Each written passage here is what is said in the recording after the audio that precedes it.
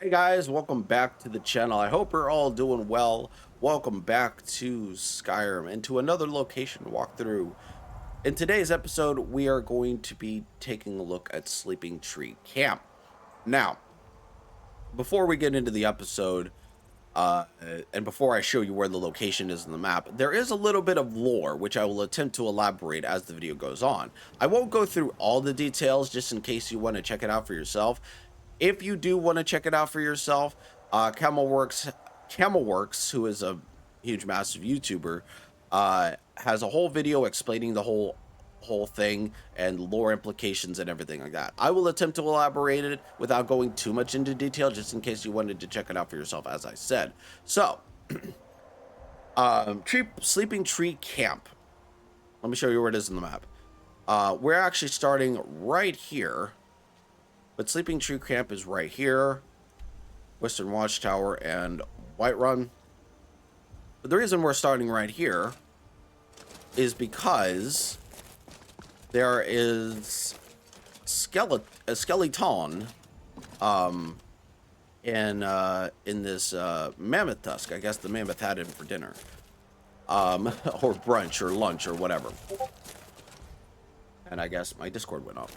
But yeah, so Sleeping Tree Camp, it's actually a very interesting location.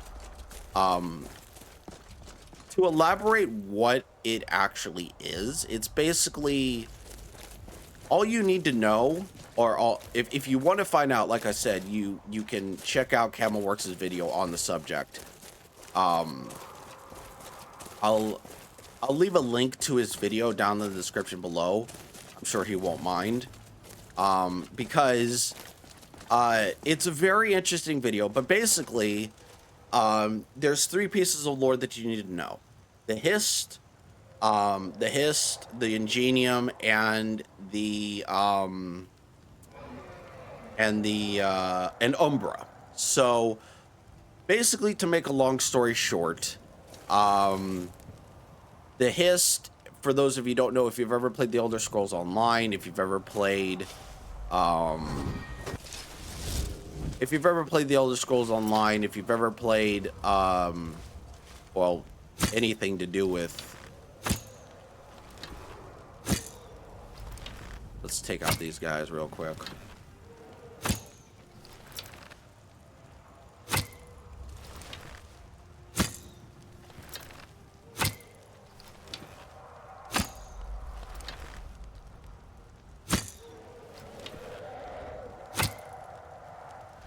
There we go.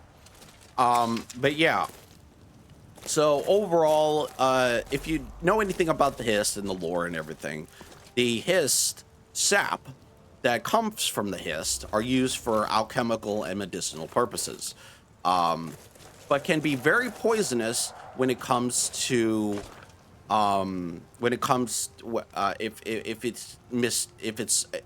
if you have like an overdose of it, like anything really, right? So basically, during the Oblivion Crisis, the Hist, obviously, they called most Argonians back to Black Marsh in order to basically combat the Oblivion, the Daedra that were attacking. The cool thing about it is that no one knew about it but the Hist, which is a cool thing to note. Now, obviously, the Anxalil, which is basically our barbaric tribe that only take orders from the Hist and stuff, basically drove out the Hist, or drove out the Daedra, and the Daedra, for fear of being overwhelmed, initially was like, oh yeah, let's retreat and save our sorry hides. So, long story short, and I will get to the Anxalil again in a second. Then the Ingenium. Okay. Bruh.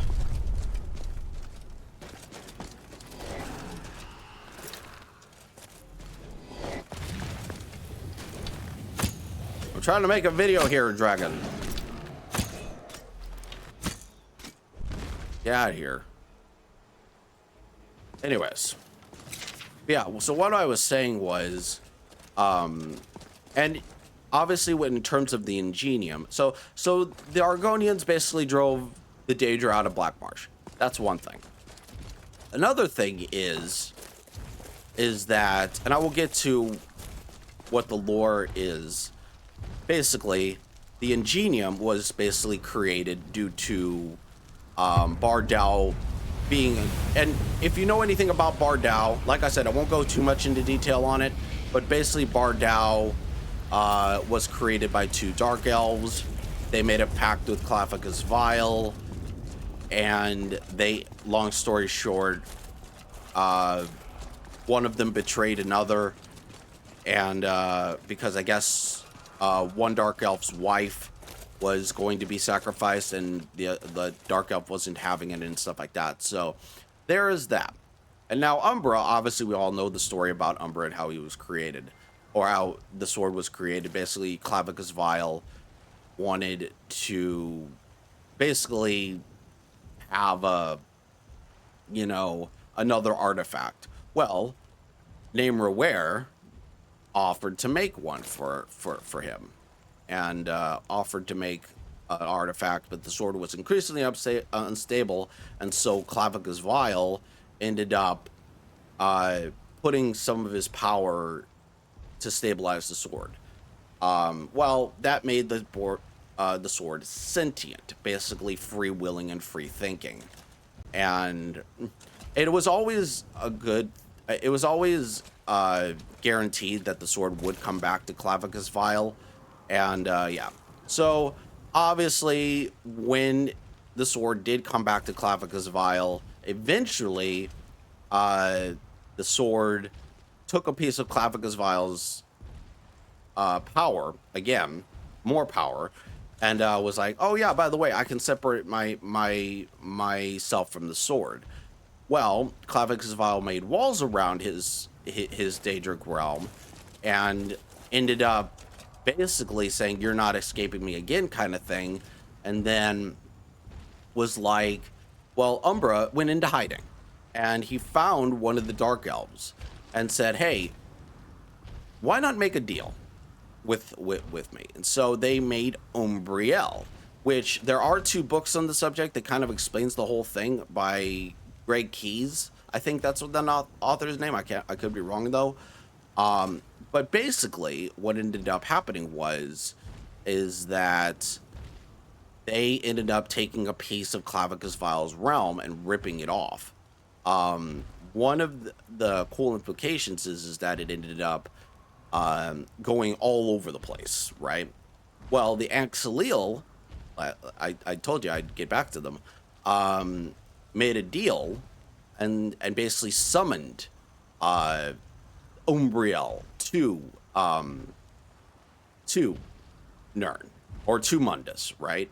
And so it was basically like, because the Anxalil, like I said, they only take orders from the Hist, and they wanted to purge anyone who wasn't an Argonian out of Black Marsh. And so, long story short, and at first, Umbriel was taking souls that were dead. Now they were taking souls from the living. So anyone who died got their soul taken away from Umbriel.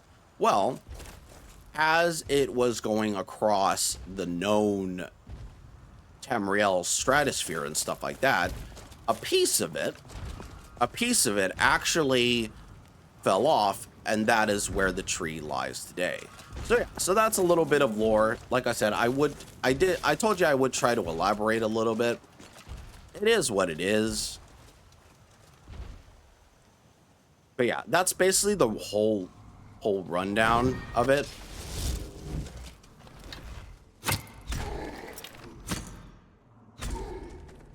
Erect.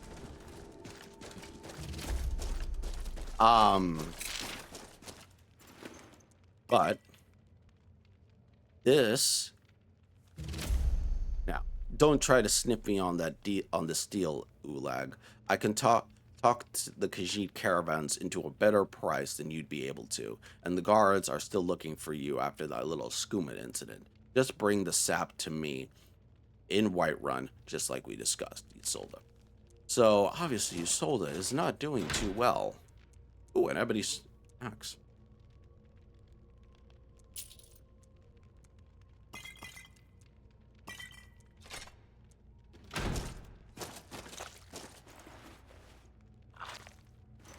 I will take that. And here's some orichalcum ore for orcish armor, but I don't have orcish armor.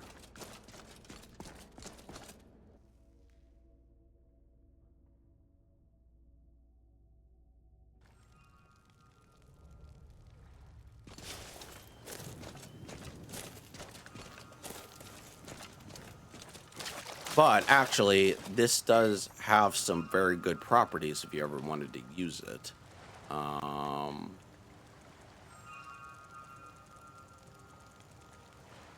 So basically it says health is increased by 100 points for 45 seconds. So it's a very good thing. But anyways, let's go back to Whiterun and talk to Isolde.